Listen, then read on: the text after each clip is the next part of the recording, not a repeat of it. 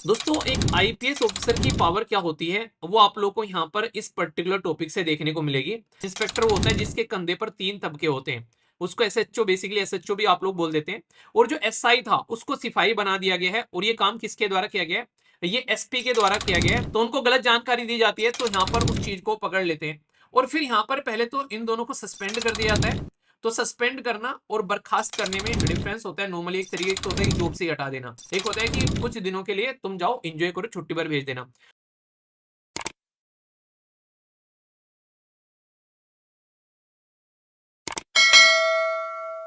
दोस्तों एक IPS officer की पावर क्या होती है वो आप लोग को यहाँ पर इस पर्टिकुलर टॉपिक से देखने को मिलेगी कि अगर आप लोग चाहें तो सही से अपनी ऑथोरिटी का इस्तेमाल कर कर किस तरीके से अपने से पर्टिकुलर नीचे वाला जो आप लोगों का तबका है, आप लोगों की जो हायरार्की है उसके अंदर में कैसे उसको सुधार सकते हैं। अभी एक इंस्पेक्टर को यहाँ पर एसआई बना दिया गया। इंस्पेक्टर वो होता है जिसके कंधे पर तीन तबके होते हैं। उसको एसएचओ बेसिकली एसएचओ भी आप लोग बोल देते हैं। और जो एसआई था उसको सिपाही बना दिया गया है और ये काम किसके द्वारा किया गया है, ये एसपी के द्वारा किया गया है जो कि एक आईपीएस ऑफिसर होते हैं। तो यहाँ पर आप लोग पावर देख सकते हैं कि कितनी पावर होती है यहाँ पर। जैसे ही पर्टिकुलर मूवी थी अजय देवगन साहब की गंगा जल मूवी, इस मूवी में आप लोगों ने ये देखा होगा कि अपनी ऑथोरिटी का कितना गलत इस्तेमाल किया जाता है। कई बार यहाँ पर जो लोअर तबके पर हमारे देश के अंदर में एडमिनिस्ट्रेशन में लोग बैठे होते हैं उनको ये लगता है कि अपुनीची भगवान है। और वही फीलिंग आप लोगों को यहाँ पर देखने को मिली। एक बस रोक रखे हैं, उसकी तलाशी ले रहे हैं और तलाशी लेते टाइम यहाँ पर इनको पता नहीं रहता है कि भाई साहब आईपीएस ऑफिसर बैठे हुए हैं जो कि यहाँ पर होते हैं अजय देवगन साहब यहाँ पर। तो ये कहते हैं कि भाई मंगूलाल ये क्या चल रहा है बता दो। ये कह रहा है कि कायदे कानून, हमको कायदे कानून मत सिखाओ वरना कायदे कानून ठूस देंगे तुम्हारे अंदर। तो मतलब इस तरीके के वर्ड इस्तेमाल करते हैं, कॉमन जनता को कुछ मानता नहीं है। तो एक ये वाली कंडीशन आप लोगों को देखने को मिलती है। सेम सिचुएशन आप लोगों ने आसपास में देखी होगी। और ऐसा ही एक केस निकल कर आता है उत्तर प्रदेश के बहराइच से। जब भी गांव के अंदर में कहीं पर भी कोई जमीन का विवाद होता है तो यहाँ पर अक्सर लड़ाई हो जाती है और लड़ाई होते ही वहां पर पुलिस आ जाती है। तो पुलिस आते ही सबसे खतरनाक चीज जो आप लोगों को देखने को मिलती है वो ये है कि वो जो पुलिस वाले होते हैं यहाँ पर उन दोनों के बीच में सुलह कर कर वहां से पैसे लेकर निकलने के चक्कर में रहते हैं, डराकर कि भाई अगर ये तुमने इस तरीके से नहीं किया तो भाई ये हो जाएगा और इस तरीके से करोगे थोड़ा पैसा लगेगा और चीजें सुलझ जाएंगी। तो पुलिस जो कि एक सपोर्टिंग फ्रेंड होना चाहिए एक तरीके से, उसी पुलिस से लोग डरकर अपनी जिंदगी जीते हुए नजर आते हैं, जैसा अंग्रेजों के टाइम पर हुआ करता था। ब्रिटिश टाइम में, ब्रिटिश टाइम में क्या था, पुलिस का इस्तेमाल ही हमारे देश के जो स्वतंत्रता सेनानी थे उनको दबाने के लिए किया जाता था। और आज की डेट में जो पुलिस है वो हमारे संविधान के जब 7वें शेड्यूल में आप लोग जाते हैं तो तीन लिस्ट आप लोगों को देखने को मिलती है। तो पुलिस को कौन सी लिस्ट में रखा गया जरा बताइए। एक है यूनियन लिस्ट, दूसरी है स्टेट लिस्ट और तीसरी है कॉन्करेंट लिस्ट। तो जो पुलिस है वो हमारे संविधान की स्टेट लिस्ट में है, इसीलिए अलग अलग राज्य की आप लोगों को अलग अलग पुलिस देखने को मिलती है। हरियाणा पुलिस, उत्तर प्रदेश पुलिस, इसी के साथ में राजस्थान पुलिस, दिल्ली की भी पुलिस है पर लेकिन वो केंद्र शासित प्रदेश है तो उसकी पुलिस होम मिनिस्ट्री के अंडर में आती है। ठीक है, ऐसे ही तमिलनाडु, मुंबई, ये सारी आप लोगों को देखने को मिलेगी, अलग अलग पुलिस है। तो यहाँ पर ये है बेसिकली यूपी पुलिस की कहानी। तो यहाँ पर बहराइच जो कि उत्तर प्रदेश के अंदर में है और ये थाना है जारवला, बेसिकली एक पर्टिकुलर थाना है। इसमें थाना अध्यक्ष और चौकी इंचार्ज का डिमोशन हो गया। नॉर्मली प्रमोशन होते हैं, इनका डिमोशन हो गया। तो इंस्पेक्टर जो है उनका नाम विनोद राय है यहाँ पर।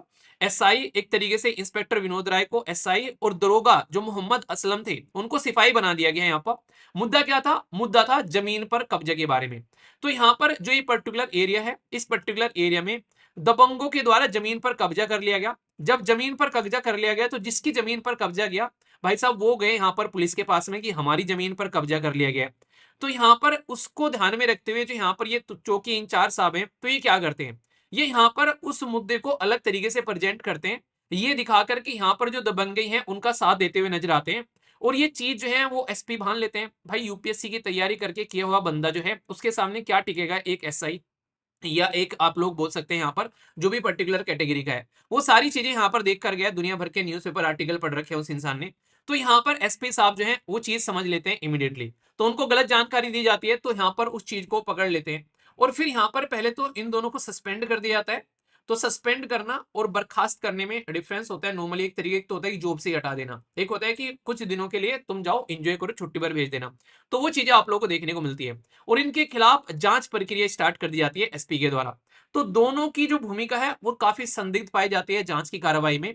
और इनकी लापरवाही सामने निकल कर आती है। लापरवाही क्या है, हमेशा कोई भी लोकल लेवल पर अगर आप लोग देखोगे तो बिल्कुल आप लोग को ऐसी चीज नजर आएगी। एक अल्लू अर्जुन की मूवी है, अल्लू अर्जुन की मूवी है, और मूवी का जो नाम है वो है सन ऑफ सत्यमूर्ति करके है शायद मूवी का नाम। पहले वाली, एक दूसरी भी आई है अभी, वो भी देखी मैंने।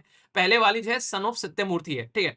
तो सन ऑफ सत्यमूर्ति में आप लोगों को याद होगा, वो पर्टिकुलर सीन में आप लोगों को बताता हूँ, तो आप लोग पुलिस की एक रेस्पॉन्सिबिलिटी समझोगे कि समाज में कैसी है। जब यहाँ पर वो इंसान जो कि यहाँ पर एक, जिसके ऊपर में पूरा ड्रामा चल रहा होता है, उसकी जमीन एक गुंडे ने बेसिकली अपने कंट्रोल में ले ली होती है। तो यहाँ पर अल्लू अर्जुन जो है उस जमीन को छुड़ाने के लिए उस पर्टिकुलर इंसान के पास में जाता है, जो कि बहुत बड़ा गुंडा होता है। वो इंसान जो होता है वो क्या करता है, उस इंसान को भी उठा लेता है जिसकी वो जमीन होती है। तो यहाँ पर उसको भी उठवाकर वो ले आता है। तो वो इंसान बिजनेसमैन होता है एक, मुंबई के अंदर में। तो कहता है कि मैं बिजनेसमैन हूं, तुमने मुझे ऐसे कैसे उठा लिया। तो यहाँ पर वो कहता है कि ठीक है, पुलिस में जाकर कंप्लेन कर दो। तो वहां पर मैं पुलिस में कंप्लेन करूंगा, ऐसे ऐसे चिल्लाता है। तो पुलिस के पास में फोन करता है। तो जब वो किडनैप करके वहां पर लाया गया होता है बेसिकली, पर वो जब पुलिस के पास में फोन करता है, तो यहाँ पर पुलिस वाला जो रहता है वो फोन सुनता है और फिर कहता है कि उसके बारे में सुनता है किसका है। तो उसका पता चलता है गुंडे के बारे में बात कर रहे हैं। कह रहे हैं कि भाई अपने आप ही निपटा लो इस मुद्दे को। तो फिर जिसको उठाकर लाए होते हैं वो कहता है कि इसको किडनैपिंग नहीं कहेंगे। मतलब वो थोड़ा सा फनी सीन बना देते हैं। कहते हैं किडनैपिंग कैसे नहीं कहेंगे, कि किडनैपिंग ऐसे नहीं कहेंगे, आप लोग हमको आपको उठाकर यहाँ पर लेकर आए, हम आराम से घूम रहे हैं, हमको खाना पानी दिया जा रहा है, हमको बांध के थोड़ी ना रख रखा है, तो ये किडनैपिंग नहीं हुई यहाँ पर। तो मतलब कहने का ये कि ये दिखाया जा रहा है कि पुलिस जो है, जो लोकल एरिया में जो एक तरीके से कुछ साहूकार लोग, जो गुंडे लोग होते हैं, उनके सामने कैसे अपनी ऑथोरिटी सरेंडर करती हुई नजर आती है। तो ये रियलिटी में समाज का आईना कई बार हम लोग को मूवी जो है वो देखते हुए आप लोगों को देखने को मिलेगी। हाँ, याद भी आया, क्या बात है, देवराज। हाँ, देवराज था वो गुंडा बेसिकली। तो देवराज जो है उसके घर में उठाकर लेकर लाया जाता है उनको। तो वो सिचुएशन आप लोगों को देखने को मिलती है। तो पुलिस के सामने कई बार जो है आप लोगों को देखने को मिलेगा इतनी लापरवाही यहाँ पर सामने निकल कर आती है कि कॉमन पर्सन जो है सोसाइटी के अंदर में, उसको कुछ माना ही नहीं जाता है। सेम कंडीशन आप लोगों को यहाँ पर देखने को मिलती है। तो यहाँ पर अगर आप लोग कल को चलकर एक आईपीएस की पोस्ट पर जाते हो, तो आप लोग पूरे के पूरे नीचे वाले सिस्टम को एटलीस्ट आप लोग सुधार सकते हो। तो कार्रवाई में क्या किया गया, निलंबित कर दिया गया यहाँ पर, ठीक है, लापरवाही पाई गई दोनों की। और फिर आगे चलकर इनका डिमोशन कर दिया गया। तो यहाँ पर इंस्पेक्टर को दरोगा और दरोगा को सिपाही बना दिया गया यहाँ पर। तो ये आप लोग देख सकते हैं। तो यहाँ पर जो एसपी है यहाँ पर, तो एसपी जो है, जो कि यहाँ पर वृंदा शुक्ला के अनुसार दोनों ने जानबूझकर जो उच्च अधिकारियों को गुमराह करने की कोशिश की, और इसीलिए यहाँ पर उनके दोनों के जो पद हैं उनको डिमोशन में यहाँ पर भेज दिया गया।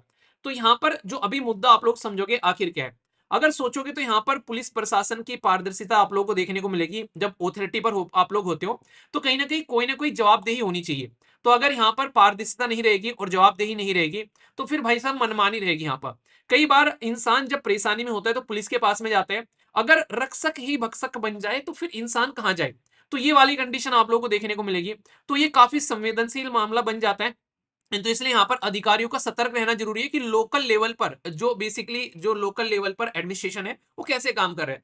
क्योंकि आप लोगों का काम ही वही है कि आप लोग पूरे एडमिनिस्ट्रेशन को एक दुरुस्त एडमिनिस्ट्रेशन बनाएं और सतर्कता बरतें एटलीस्ट, कि नीचे वाले आप लोगों को सही इंफॉर्मेशन दे रहे हैं कि नहीं दे रहे हैं। आप लोगों को इंटरेस्टिंग चीज बताता हूँ। हमारे देश के अंदर में जब भी कोई डेटा कलेक्ट किया जाता है, भाई साहब मान लीजिए किसी खेतों में किस एरिया में क्या गेहूं पैदावार हो रहे हैं, क्या किस एरिया में क्या क्या आज की डेट में क्या, कहाँ कहीं पर पेड़ काटे जा रहे हैं, या फिर किसी एरिया में कहाँ पर बेसिकली आज की डेट में पानी का लेवल क्या चल रहा है। तो इसका एनालिसिस जो होता है वो लोकल एरिया के जो यहाँ पर अधिकारी होते हैं वो करते हैं। खासकर अगर नीचे जाओगे तो आप लोग पटवारी देखने को मिलते हैं जिनको लेखपाल कहते हैं। उसके ऊपर में फिर आप लोगों को जो एडमिनिस्ट्रेशन इसी तरीके से ऊपर बढ़ता हुआ नजर आता है।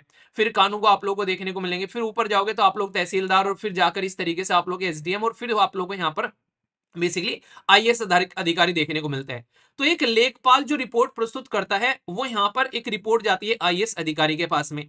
अगर लेखपाल ही यहाँ पर ढंग से काम ना करे तो आईएएस अधिकारी के पास में रिपोर्ट जो है वो उल्टी सीधी जाएगी। तो इसलिए आईएएस अधिकारी को इतना सतर्क रहना पड़ेगा कि लेखपाल अपना काम ठीक से करे यहाँ पर, ठीक है, या पटवारी जो भी है वो अपना काम लोकल एरिया में ठीक से करे यहाँ पर। तो अगर ये आईएएस अधिकारी इतना सतर्क नहीं रहेगा तो फिर ये वाली सिचुएशन आप लोगों को देखने को मिलेगी। तो ग्राउंड लेवल पर आप लोगों को बहुत ही लार्ज स्केल पर करप्शन होता हुआ यहाँ पर नजर आता है। तो जो भी प्रशासनिक जो प्रशिक्षण है उसके अंदर में जो पुलिस है, खासकर उच्च मानकों वाले पुलिस एक तरीके से अधिकारी जो है, उनको भी सतर्क रहना पड़ता है। और ऐसी घटनाएं जो है ये रोकनी चाहिए कहीं ना कहीं, ताकि आने वाले टाइम पर भी अगर कोई इस पोस्ट पर आता है तो यहाँ पर उस पोस्ट की इज्जत करे यहाँ पर, ठीक है। अभी यही चीज दिखाई गई है सन ऑफ सत्यमूर्ति वाली जो पार्ट 2 सेकंड मूवी आई है। उसमें ये दिखाया गया कि एक अधिकारी का जो साइन होता है उस साइन की पावर क्या होती है। उसका जो पिताश्री रहता है वो एंडिंग तक का उस पर्टिकुलर फाइल पर साइन नहीं करता है, और मंत्री जो है वो अपनी नाक रगड़ता हुआ रह जाता है। पर लेकिन ये दिखाया गया कितना टफ है एक इंसान के लिए अपने आप को एक सिस्टम के अंदर में जाकर अपने आप को एक करप्शन फ्री बनाए रखना, ये कितना टफ है। और इतना टफ भी नहीं है, मैं आप लोगों को बताऊं, अगर आप लोग ठान लो, क्या से ज्यादा क्या करेंगे, आप लोग का ट्रांसफर कर देंगे। ठीक है, ये चीजें देखने को मिलेगी। तो यहाँ पर अभी मैं आप लोगों को एक इंटरेस्टिंग चीज बताता हूँ। कई बार कई सारे ऐसे यार दोस्त है जो कि आज के डेट में अलग अलग पोस्ट पर है, ठीक है, जैसे कई सारे आईएएस अधिकारी बने बैठे हैं, कई सारे आईपीएस हैं, तो जैसे बीच बीच में बातें होती रहती हैं कभी कभी वो भी फ्रस्ट्रेट होता है, मैं आप लोगों को बताऊं, ठीक है। हम लोग को लगता है कि भाई बनने के बाद भी इंजॉय चलता है, सारी जिंदगी बढ़िया है, उनका भी कई बार फ्रस्ट्रेशन देखने को मिलता है। कह रहा है कि यार फ्रस्ट्रेशन इतना हो रहा है, जो करने आए थे वो कर ही नहीं रहे हैं, और सिस्टम में आके सिस्टम का पार्ट बनना पड़ता है यहाँ पर। ये अपनी जगह बोलने के लिए सही है, तसल्ली देने के लिए, पर लेकिन रियलिटी है कि तुम प्रेशर हैंडल ही नहीं कर पा रहे हो यार। तुम भी अगर सिस्टम का पार्ट हो, मान रहे सिस्टम का पार्ट है, पर ये किसने कहा कि तुमको सिस्टम जैसा ही बनना है। बहुत सारे लोग ऐसे होते हैं ना, सिस्टम को चेंज करते हैं यहाँ पर, तो तुम वो चेंज क्यों नहीं लेकर आ सकते। तो इसका मतलब तो ये कि तुम कंफर्ट जोन से बाहर ही नहीं आना चाह रहे, तुम सिस्टम को एक्सेप्ट कर रहे हो, भाई साहब जैसा है ठीक है, हम भी एक्सेप्ट कर लेते हैं। तो ये एक तरीके से बोलने वाली बात होती है। तुमको कंफर्टेबिलिटी चाहिए, तुमको सारी सपोर्ट चाहिए वहां पर, तुम्हारे ऊपर बैठे हुए जो बेसिकली अधिकारी हैं या फिर मंत्री हैं, तुम उनको जरा सा भी बेचैन नहीं करना देना चाहते, तो उनके हिसाब से काम करते रहते हो। फिर कहते हो कि यार हम अपनी मन का नहीं कर पा रहे यहाँ पर लाइफ तुम्हारी इजी हो जाती है, उसके चक्कर में दूसरों की लाइफ टफ हो जाती है। तो मतलब ये कहना कि यार सिस्टम के अंदर में आकर हम लोग सिस्टम जैसे ही बन जाते हैं, हम लोग कुछ कर नहीं पाते, ये मतलब इसको मैं 50-50 बोलूंगा, ये तुम्हारी चॉइस होती है बेसिकली ऐसा। ठीक है, तो ये जो मूवी है सन ऑफ सत्यमूर्ति सेकंड वाली, उसमें यही दिखाया गया है कि उस पोस्ट पर रहते हुए तुमको प्रॉब्लम होगी अगर तुम सिस्टम को चेंज करना चाहोगे। ये तो छोटी सी बात है यार।